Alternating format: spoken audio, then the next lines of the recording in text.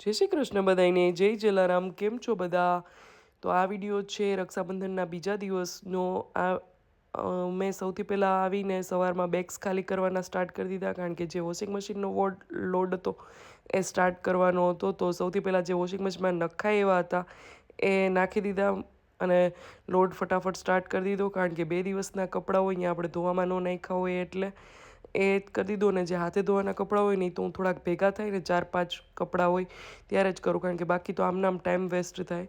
તો આ વિડીયો છે 20 અને 21 બે તારીખનો. તો આ છે 20 તારીખે રાત્રે. પછી મમ્મી ત્યાંથી જે નાસ્તો આપ્યો હતો, જે સ્વીટ આપ્યું હતું, એ એરટાઈટ કન્ટેનરમાં ભરી દીધું, કારણ કે ત્યારે ચોમાસા જેવું છે, અહીંયા તડકો નથી જરાય અને વરસાદે નથી, તો બધું ફટાફટ હવાઈ જાય. એટલે જે અમુક જે વસ્તુ ખવાતી નહોતી એ પહેલાં સાઈડમાં રાખી દીધી, અને જે ડબ્બા ખાલી કર્યા અને એમાં જગ્યા કરી અને નાસ્તો પેક કરી દીધો. તો આવતા હવે તે કપડાના થોડાક લોડ થઈ ગયા વોશિંગ મશીનના, એટલે થોડીક શાંતિ થઈ જાય. અને એક દિવસ પછી હિયાનો બર્થડે હતો, તો આ 21 તારીખે પછી સવારમાં જે અમુક એક્સ્ટ્રા કપડાં આપણે લઈ ગયા હોય ભેગા, છોકરાઓના તો ખાસ લઈ જવા પડે, એ પાછા મૂકી દીધા અને બેગ્સ પણ એની જગ્યાએ રાખી દીધા. અને પછી ચાલુ કરી દીધું ડસ્ટિંગ, કારણ કે 2 દિવસથી નહોતી હોય, એક દિવસ તો ખાલી કપડામાં જ જાય, એટલે પહેલાં ફટાફટ ડસ્ટિંગ સ્ટાર્ટ કરી દીધું. અને પછી મારે હિયાના બર્થડેની પણ અમુક શોપિંગ કરવા જાવી હતી, તો એ દીપક આવે પછી એની સાથે જાવું હતું. એટલે પહેલાં સવારમાં મારા જે ઘરમાં રહીને જે કામ થાય એવા હતા એ બધા કરી લીધા, કારણ કે અત્યારે 8 દિવસનો થાય ને ત્યાં ઘરમાં અમુક જગ્યાએ ઝાડા ઝીણા દેખાવા માંડે છે. એટલે બધા હોલમાં અને ડાઇનિંગ એરિયામાં આ પાર્ટી રાખવાની હતી, તો એ પણ બધું ક્લીન કરતી હતી. પંખા પણ ક્લીન કરી લીધા, બધેથી થોડા ઝાડા દેખાતા હતા એ લઈ લીધા.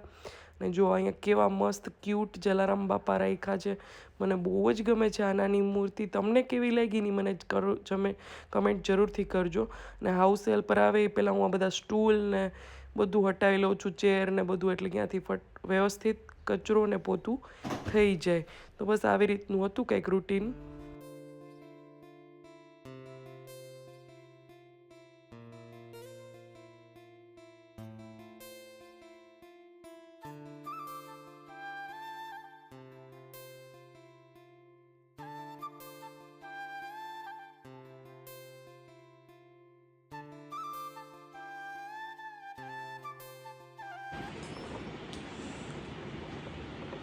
થઈ ગયા ઇસ્ત્રીના કપડાં સરખા કર્યા ને?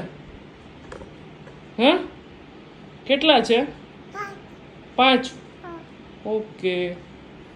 તો જો આ હતું જમવાનું. દૂધી બટેટાનું શાક હતું, ભાત હતા, રોટલી હતી, ચટણી મેં ઓલરેડી કરી રાખી હતી, એટલે મારે બીજે દિવસે પણ દીપકને ટિફિનમાં દેવામાં ચાલે.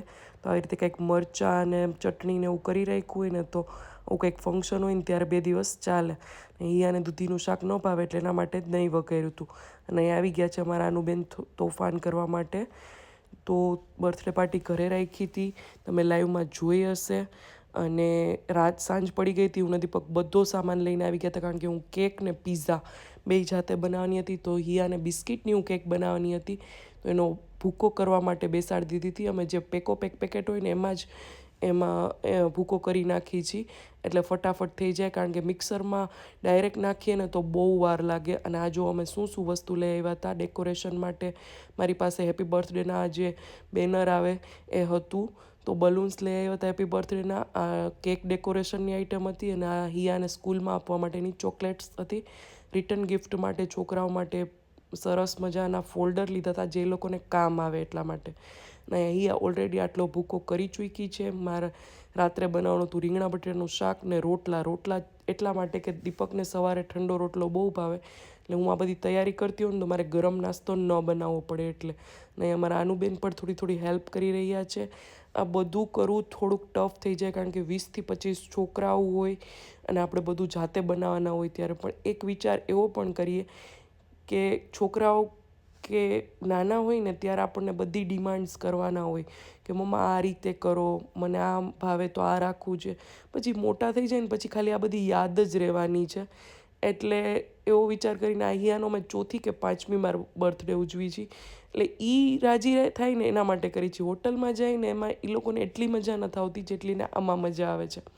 તો બસ જો રાત પડી ગઈ છે ને મેં મઠ પલાળી દીધા છે બીજા દિવસ માટે ખાસ, કારણ કે મઠ કે મગ પલાળેલા હોય ને તો સીધો વઘાર જ કરવાની રહે, કંઈ સુધારવાની બાફવાની કાંઈ પણ ન રહીએ. તો ચલો અહીંયા જ વિડીયોનો હવે એન્ડ થાય છે. મિક્સરમાં ભૂકો પણ થઈ ગયો છે. કેવો લાગ્યો ને વ્લોગ એ મને કમેન્ટ જરૂરથી કહેજો. આવજો બધા, જય શ્રી કૃષ્ણ, જય જલારામ.